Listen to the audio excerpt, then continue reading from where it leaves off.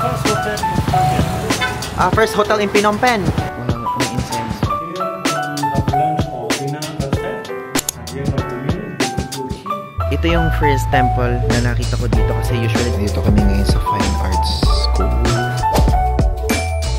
Hello guys! I'm back again with another video. So another day dito sa Cambodia, specifically dito sa Phnom Penh. At ngayon ay pupunta po tayo sa isang meet-up point dahil we booked a tour sa Kluk. So yung link is nasa ibaba. Ang pinurchase po natin is ang Phnom Penh Heritage Tour, okay? So if ever kapag i-book niyo yan, you can use my code PaulIvan5 off para magkaroon kayo ng extra 5% of discount kapag i-avail niyo yan sa Kluk, okay? So yung Heritage Tour na to, para siyang city tour na din. Kaya might as well, sabi ko sa sarili kong ganyan, okay, i-book ko na to para malaman ko pa ang mga deeper meaning ng Phnom Penh, kung ano pa man yung mga facts na ang makakaalam, o nakakaalam rather, is yung mga locals, okay? So ngayon, meron dalawang option to, 9 o'clock saka 1:30 PM yung mismong tour. So, ang in-avail ko is yung pang-afternoon.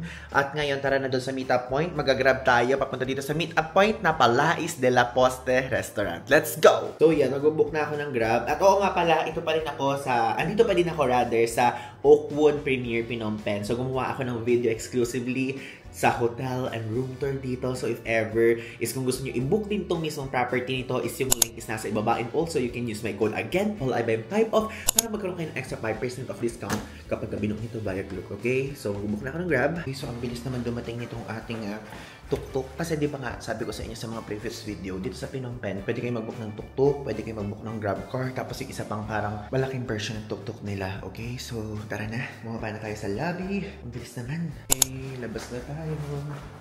Grabe, wala talaga akong nakikitang nagsiswimming sa swimming pool dito sa hotel. Mamaya talaga pag after ng tour ko is mag-swimming tayo dyan. Saglit lang naman yung tour natin, guys. Ano lang siya, parang hanggang 4 lang, hanggang 4 PM lang. Kaya may time pa tayo. Ay, ang ganda ng volume mo. Ayan, ganda. Grabe. Hello. Ganda. Grabe, itong hotel na binook ko na to, napakalaki, guys. Ganyan nga, may escalator pa. Tapos walang tao ngayon. Automatic na nagbubukas. Okay, ayan, nakasakay na tayo sa tuk-tuk. I'm so excited. Ever mag-book kayo via Grab ha, para mas okay at mas maganda yung serbisyo. Dahil kapag kasi sa ganong application kayo nag-book, ay siguradong hindi kayo mabibigyan ng presyong mataas. O, diba? Purong katagalugan ng ating sinasambit para tayo ay mag-ingat sa pananalita. I mean, mali din yung Tagalog ko. Okay, so andito na ako ngayon sa Palais de la Poste Restaurant. So ito itsura niya. Ang social naman ng meet-up point. Tama ba yung meet-up point ko? I'll ask nga the staff inside. Okay guys, so andito na tayo ngayon at nag-iisa lang ako. Hello, what's your name again? Oliver. And he's French, guys. So siya yung magiging tour guide natin for today. Tapos ito yung sasakyan natin. Tignan nyo, ang ganda at private tour tayo ngayon. Let's go! Okay, so I just move a little bit. Okay. So ayan, may paganyan pa dito. Oh. Then, makikinig tayo, depende. Naka-voice record English siya. or Spanish? English. So you know Spanish words? I mean, you know Spanish? Yeah, I was able to speak Spanish, but 15 years ago. I forget everything. So you're based here? Yeah. Based here. Okay, what's your name again, sorry? Ivan. So Ivan, I will ask you to watch in a row the 3 first videos. In a row, okay? The first one will explain to you how Phnom Penh became the capital city of Cambodia. And the 2 next one about the square and then the post office. Here's the post office? Yes. Okay. Thank you. Ayan.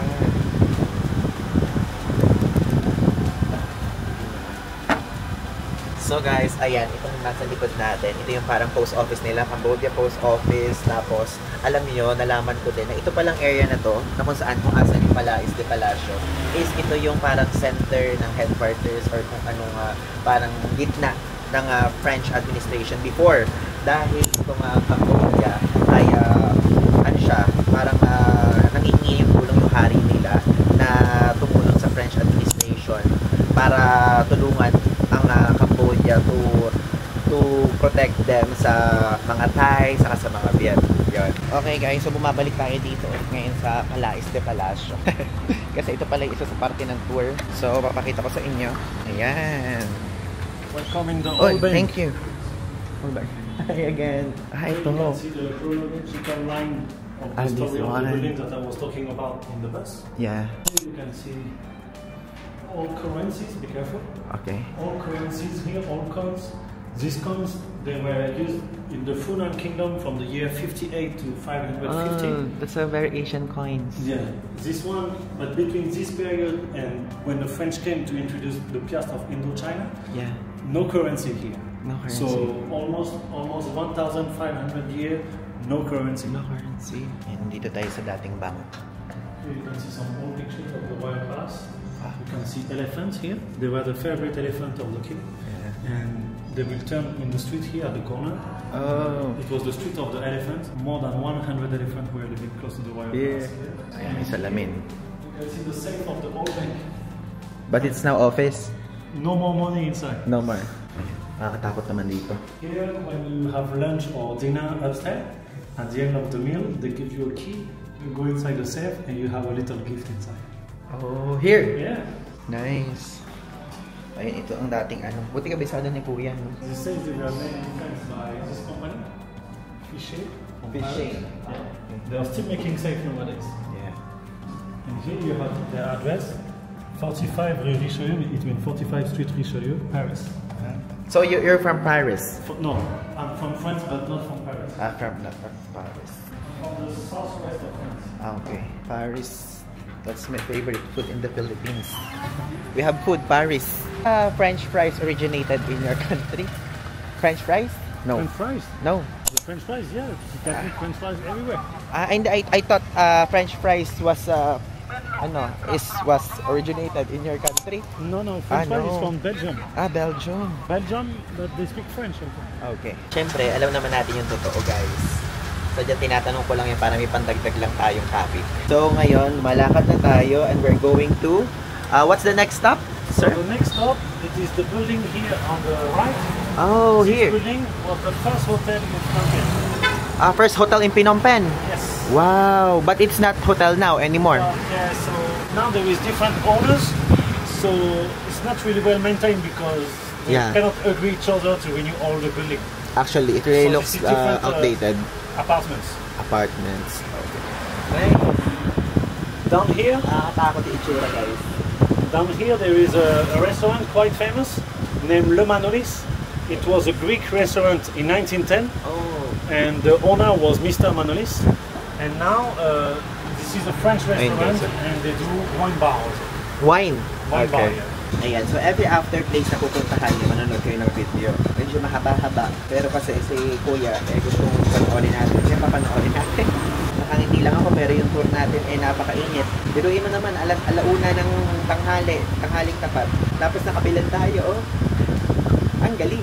Yun o, yung itsura ng first hotel dito sa Cambodia, oh. Grand Hotel de Phnom Penh. So, ayan guys, here. Okay. So, ayan natin ganyan yung itsura, guys. Ito, oh. Hello. Ayan guys, yung itsura dito, ah. So, tutur ko lang kayo kung ano yung itsura ng loob. Ayan. Sige nyo, diba? Ang ganda dito sa place na to. Actually, itong area nila na to, hindi district nila ito, napakaluma, guys. So, yun lang naman yung masasabi ko. Kasi ito palang tour natin is all about French era ng Phnom Penh. Old police station daw yan, guys. Pero ngayon, abandoned na siya, yun. Ayan, tignan nyo, ganun yung itsura ng loob, guys. Okay, nasa next na tayong destination, ang Governor's House. At ayan siya, guys. Ayan yung Governor's House, oh. Grabe. So, ayan, umaandar na tayo. At actually, Before you had the private tour. What? Before you had the private tour. It's okay, it's okay. Actually, I want more people than me. Because earlier, I'm only one. Yeah. And you know what? Even everything was planned. Yeah. Ngayon lang ako napunta guys sa site na to. Diba? Nahihiya ako kasi parang dudugo ilong ko dito sa mga kasama ko. Okay, dito na tayo sa Huaqian Temple. Let's This is the go. Hokkien Temple. Do you know who are the Hokkien? No? No idea? They are Chinese, but they don't speak Mandarin or Cantonese. They speak the traditional Chinese, the Hokkien. There is a lot of Hokkien community around the Southeast Asia. Ito ay temple ng Named mga the Three Taoist Kingdoms. people. This time is based on Eastern So, China. tour kayo sa loob guys. Actually, sa lahat ng mga religion, ito yung parang hindi ko alam yung meaning or kung ano pa man. Kasi normally, Hindu, Buddhism, So this is the foundation ganun of lang China, alam but ko. I have to say this story is Ito, half first Jewish, time. half Mexican. First time. Ayan, pasok tayo. Wow, may insenso. Diba?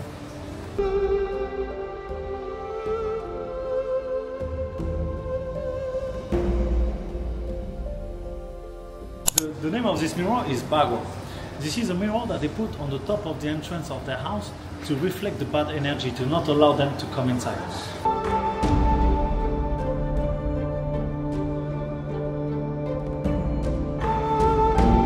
So guys, andito na naman ako at gusto ko sa inyo pakita itong Bagua na to. At alam nyo ba, yung French tour guide namin, aware siya sa feng shui, aware siya sa mga nangyayari about sa atin before na yung ganyan is a form ng parang may medyo malas sa atin, ganyan. At saka, di ba yung kay Chris Aquino movie? So, yun. Siguro, meron na sa kanya mga nagsabi ng mga Filipino customer or guest niya before na ganun pala. Hey guys, andito kami ngayon sa Wat Pinom. And ayan, actually, tignan nyo, ang ganda. Ito yung first temple na nakita ko dito kasi usually, di ba nakakita lang tayo ng temple sa Bangkok, ganyan. Then ngayon, ito, meron sila ditong temple. So, ayan. Then, sa side na to, kapag tumalikod kayo, makikita nyo yung punong-puno ng bats. And actually, sabi ng mga locals is 1,000 to 2,000 bats daw. Yun nandyan. Bats as in paniki, ah. Galing, no? You know. Yung nakikita nyo ba pagka-zoom ko? Wow. Ayun, no? Sinasabi sa atin, meron daw monkey doon. Ayun, na gumagalaw doon sa side na yan. Kaya lang, hindi ko siya nakikita dito ngayon. Ayun, tignan nyo guys. Andito kami ngayon sa Fine Arts School. And mga nagpe-paint dito. Diba? So, kasama to sa heritage tour if ever kapag same tour yung binook nyo. It's sa pupuntahan nyo to. Ayan o. Diba? Ganda. Ayan, tignan nyo. Dito kami sa area na lithography. So, $20 daw isa if ever kung magpapagawa ng sarili. So, yan. Hello guys. So, andito na ako ngayon sa Aeon Mall dito sa Phnom Penh. And actually, dito ako nagpababa from dun sa tour. Alam nyo, maganda yung tour. Kaya lang, mainit. Ang init. Dito mainit. I highly recommend if ever kapag kayo ay magtutour kayo. Dalawa kasing schedule yan. Isang afternoon tapos isang morning. Morning yung piliin nyo kasi napakainit guys. Parang nagugustuhan ko yung meaning ng tour pero hindi ako nag-enjoy dahil mainit. Pero wala akong choice kasi napili ko na siya via Klook. Hindi na pwedeng palitan once pinili. So dapat decided talaga kayo. And nagustuhan ko yung tour kasi napakadami ko natutunan about dito sa Phnom Penh. About sa Khmer Rouge. Ganyan ka ha. About sa mga French era nila, ganun. So, ang dami ko natutunan. I highly recommend that one. If ever ka mag-stay kayo dito ng 4 days, kahit yung isang araw, ilaan nyo doon. Pwede namang morning tour na sa hapon, magpunta kayo sa Genocide, ganyan. Ganun. Pwede. Tapos ngayon, kumain ako dito sa Texas, pumpkin, chicken, burger, coleslaw, plus fries, tapos bottomless na ice. So, ang price nito ay 26,100 real. Cambodian real. Actually, natikman ko na din to. I'm not sure lang kung sa Thailand or sa Vietnam. Ang puti ko naman sa camera. Kain kayo. Para naman dito sabihin ako lang kumakain. Kaya muna ako guys ha.